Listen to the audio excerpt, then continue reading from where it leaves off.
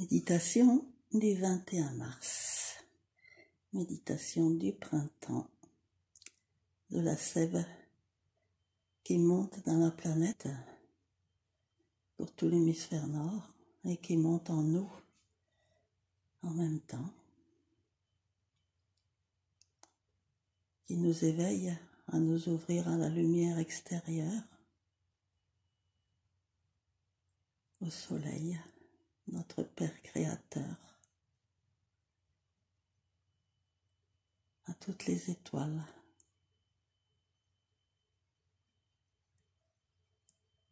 à tout l'univers.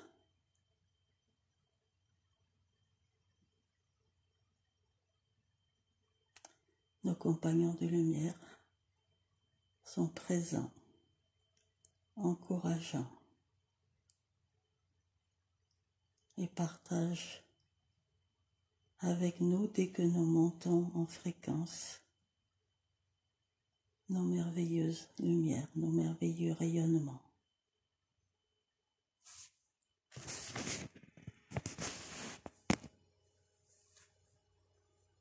Nous respirons tranquillement pour ralentir nos rythmes biologiques, pour nous détendre, pour nous mettre en communication avec l'espace, pour mieux oxygéner toutes nos cellules.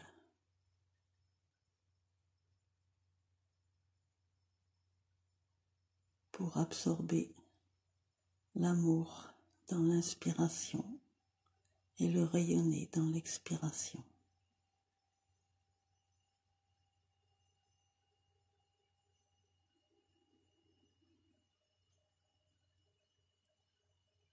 Il nous est rappelé l'importance de nous mettre en posture inversée,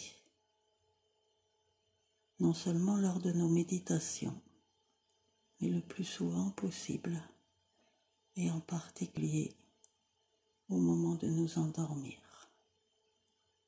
Rappelons-nous que cette posture inversée favorise l'animation de nos fleurs supérieures par le fait que l'énergie provenant de la terre est plus puissante pour nous que l'énergie plus lointaine et plus filtrée qui nous vient du ciel, du soleil. Et donc, lorsque nous sommes en posture inversée, la lumière, l'amour émis par la planète Terre dynamise notre couronne, notre cou, nos mains et notre cœur.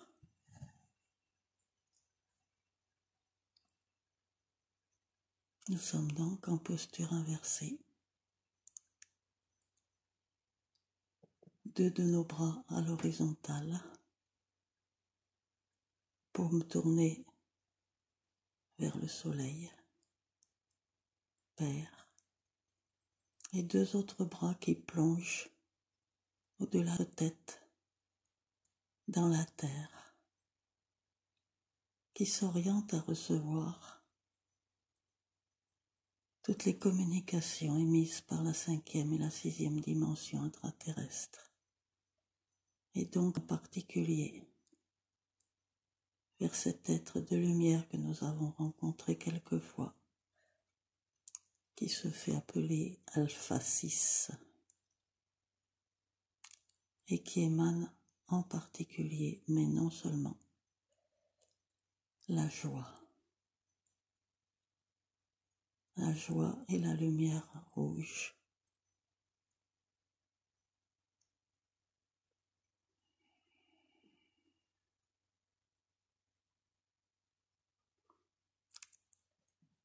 Cette lumière rouge et joyeuse monte par nos bras, dans notre tête, dans notre cou et dans notre thorax.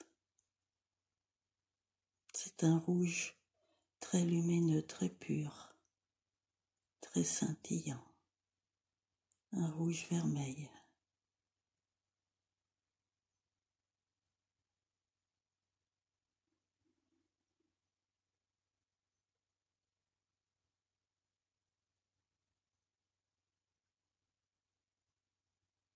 Nous sommes maintenant dans notre œuf de lumière, toujours en posture inversée.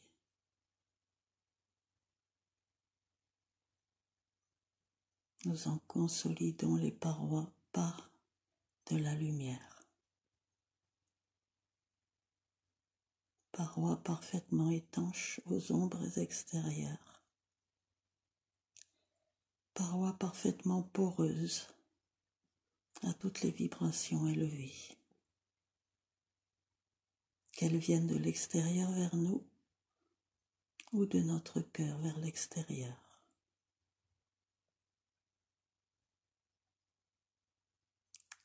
Et nous nous rassemblons dans une unité, encerclés dans un très grand œuf de lumière unique. Nous sommes, nous, petites étoiles, et avec tous nos compagnons et tous les êtres de lumière qui nous accompagnent ce soir.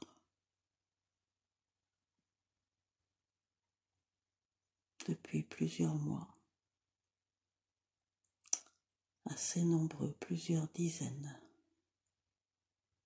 de consciences qui accompagnent avec beaucoup d'attention nos cheminements personnels et nos cheminements dans l'étoile. Ils seront tous présents pendant notre week-end de rencontre.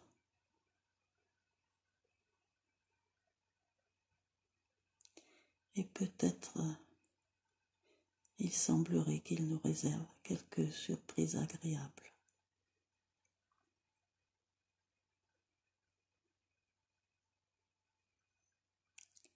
Qu'ils nous communiqueront lors de méditations spontanées.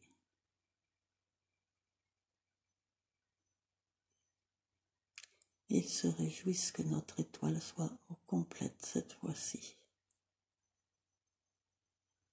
créant une ambiance nouvelle, particulière, plus dynamique, plus lumineuse encore.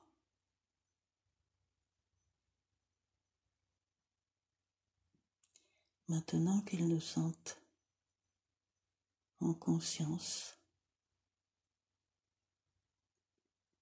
dans la 5e dimension, dans le niveau psychique, dans le niveau où nous nous fixons sur notre 11e fleur,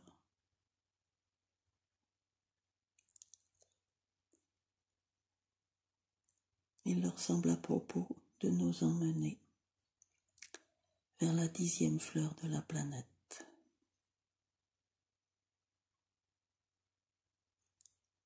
Au Japon, sans pénétrer dans cette grotte encore trop vibrante pour nous, trop déstabilisante. Nous nous en approchons un petit peu plus près que la dernière fois où nous sommes allés là. Cette grotte de gypse particulièrement purifiée, de cristaux blancs immenses, un peu plus profonde que les précédentes.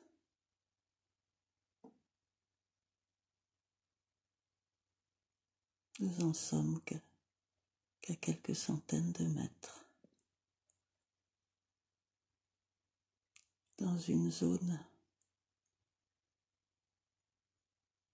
dans les vibrations, la lumière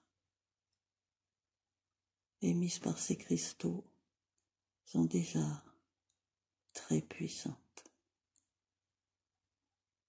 N'oublions pas que cette grotte rayonne très loin dans le Pacifique,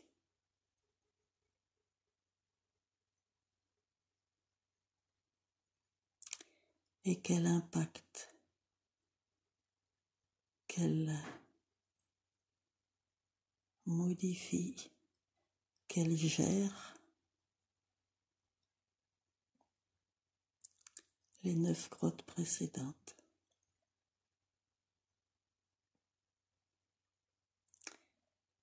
Qu'elle a une influence particulière sur tous les règnes de tous les êtres vivants de la planète.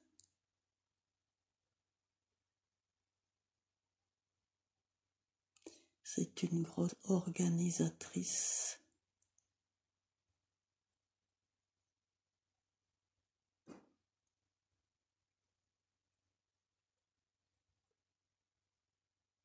elle donne des indications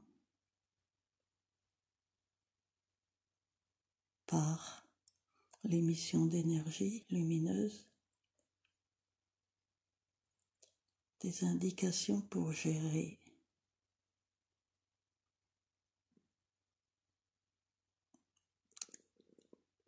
au niveau physique, émotionnel et mental l'humanité, le règne animal.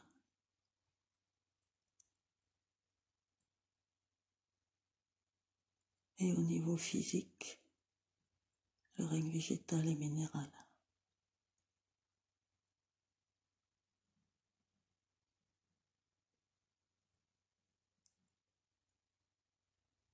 Actuellement, elle s'occupe par exemple du renouveau et du remplacement des espèces qui disparaissent par d'autres plus adaptées à ce que va devenir notre planète.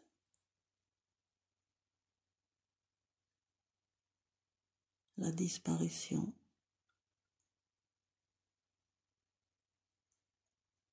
de nombreuses espèces et de nombreux êtres vivants est en réalité vue depuis longtemps, fait partie du plan. Et toute la réorganisation de ce changement, de ce renouveau. Je ne sais pourquoi il me vient le mot baptême, comme si la nouvelle civilisation était ce bébé dont nous avons subodoré la naissance il y a plus d'1 an, allait être baptisé pour être initié à la nouvelle ère qui s'annonce, qui fait même plus que s'annoncer, qui a déjà démarré d'une certaine manière.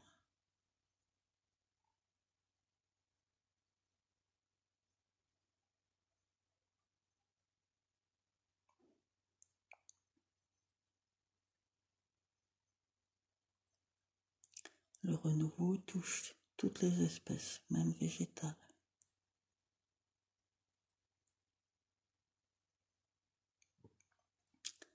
Il va demander du temps, de la persévérance, de la patience, mais surtout une envie par tous les règnes, dont le règne humain, de croître et de changer, de s'ouvrir à l'amour du ciel et de la terre,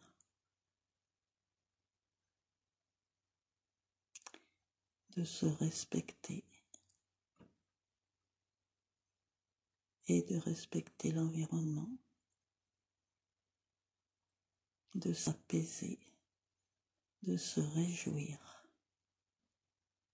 de dissoudre les peurs, de dissoudre les stress même,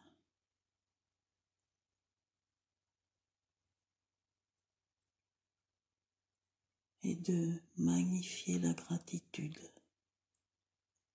de participer à cette évolution primordiale, essentielle, de se réjouir autant que l'on se réjouit lors de la naissance d'un bébé.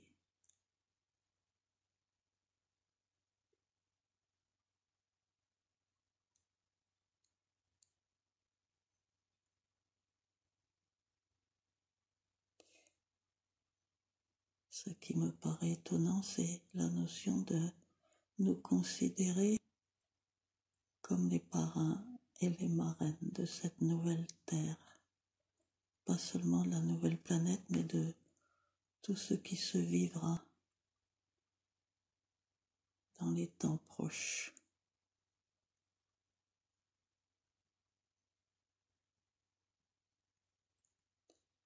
Il est essentiel que le plus de personnes possible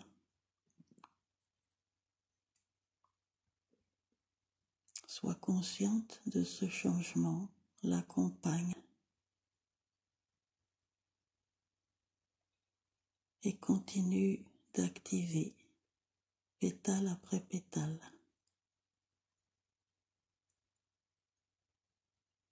l'ouverture de notre couronne. C'est ce qui nous est proposé ce soir, d'œuvrer sur notre 10e fleur en approchant de cette grotte au Japon.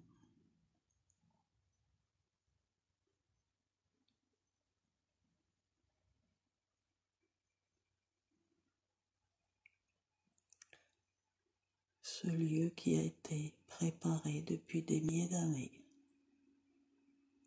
Rappelez-vous, c'est là que s'était implanté l'un des 3 villages d'initiés. Car cette grotte était déjà active à ce moment-là, et depuis même beaucoup plus longtemps.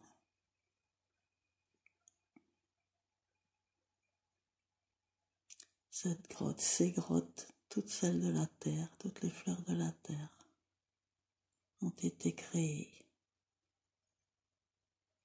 il y a des millions d'années. Elles ont, dans les cristaux, elles ont la mémoire de toute cette évolution.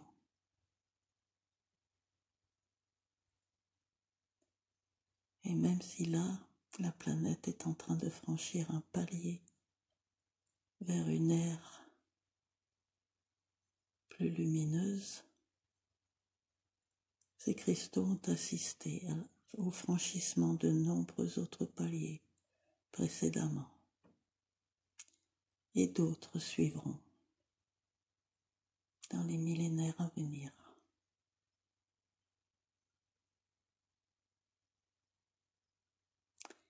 De là où nous stationnons avec nos compagnons, nous pouvons percevoir le chant des cristaux. Ce chant est animé par la présence dans la grotte d'êtres presque invisibles dans la matière, qui ressemblent plus à des œufs de lumière qu'à des personnes, et dont les chants extrêmement puissants, extrêmement aimants, par l'intermédiaire des cristaux, sont communiqués à toutes les autres fleurs.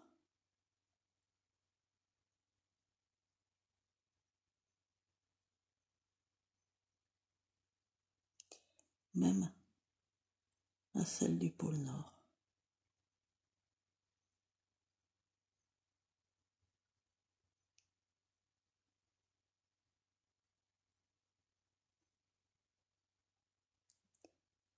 Nous sommes imbibés de cette énergie, de ces informations.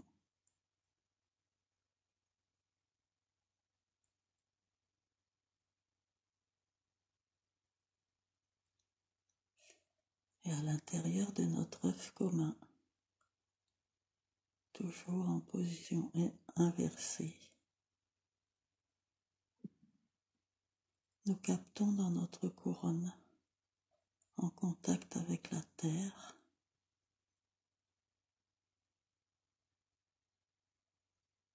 toute une partie de ces impulsions.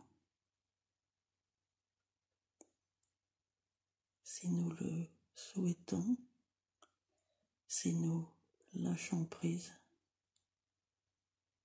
si nous ne nous posons aucune question, aucune résistance, si nous sommes en parfaite confiance, de nouveaux pétales de notre couronne s'éveillent.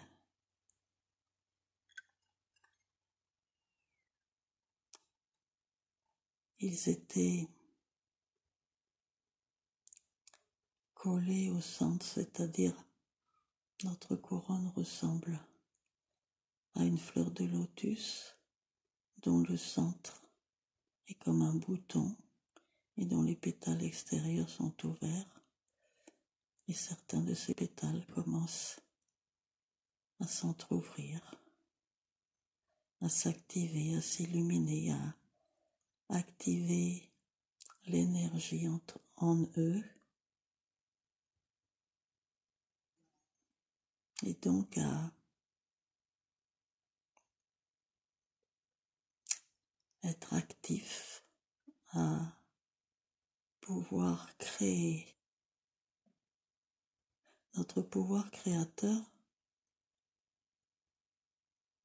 est présent dans toutes nos fleurs en concernant des domaines différents de notre vie, mais le pouvoir créateur de notre couronne est comme un directeur général, c'est le plus important.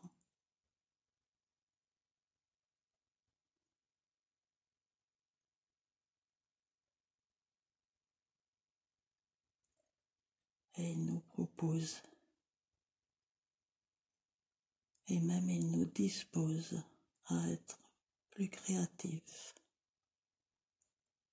dans les domaines que nous choisissons.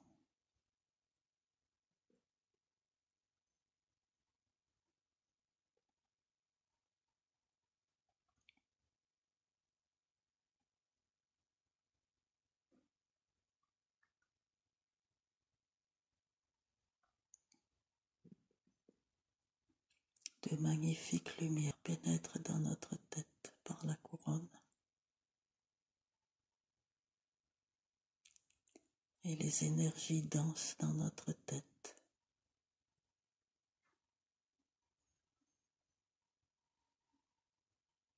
Activent notre pinéal et notre troisième œil.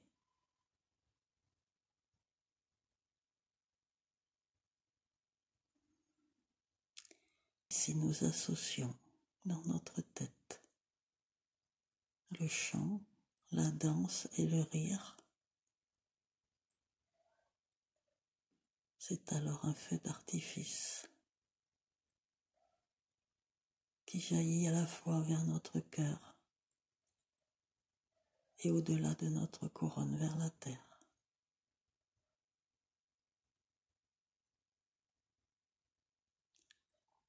Ces énergies, ces lumières, cet amour, ce feu d'artifice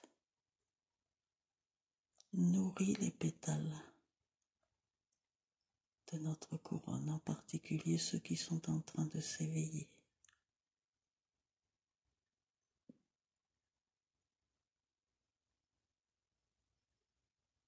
Recueillons-nous quelques secondes en nous concentrant juste sur le ressenti au niveau de notre tête, de notre couronne,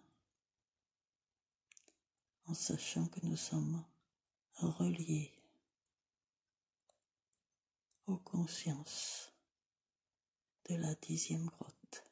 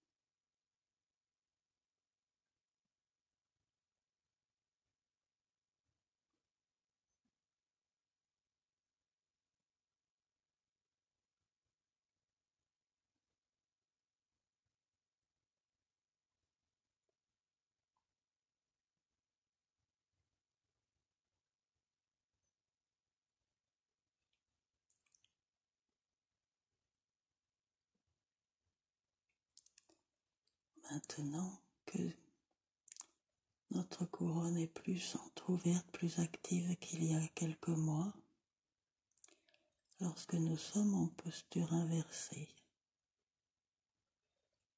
et lorsque nous sommes en conscience psychique, notre glande pinéale qui sécrète quelques gouttes éthériques d'un nectar s'écoule vers la couronne et la nourrit, lui permettant la croissance et l'éveil.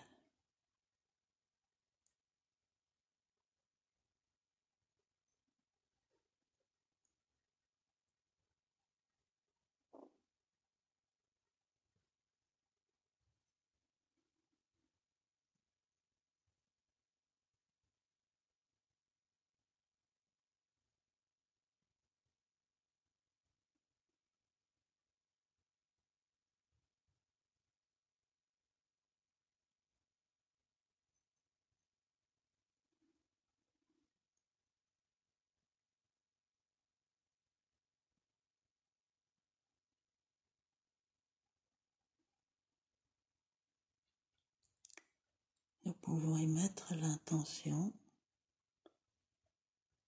que pendant notre sommeil la nuit prochaine, l'activation de ces nouveaux pétales se poursuive, afin que notre intuition nous parvienne directement par la couronne, pour qu'elle soit encore plus claire que lorsque nous la recevons par le troisième œil.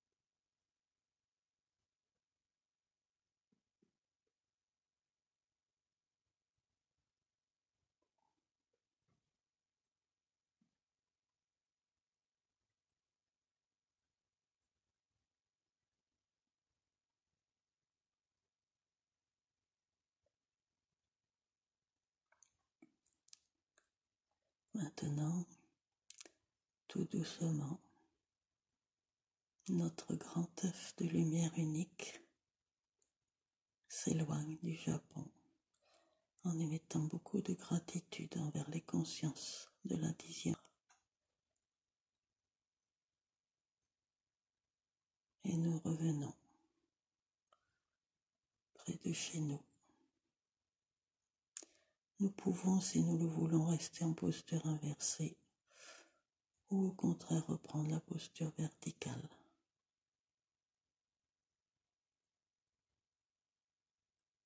Tout en respirant tranquillement, nous allons à notre rythme réintégrer corps matériel.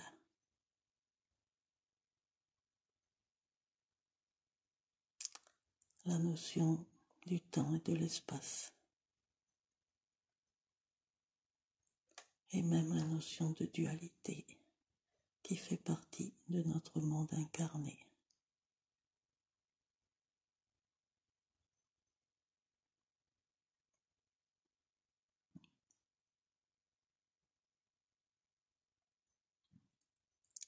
Et ressentons toute la joie de nous retrouver physiquement dans quelques heures. Merci à vous. Les guides nous bénissent et nous reprenons notre œuf individuel. Merci.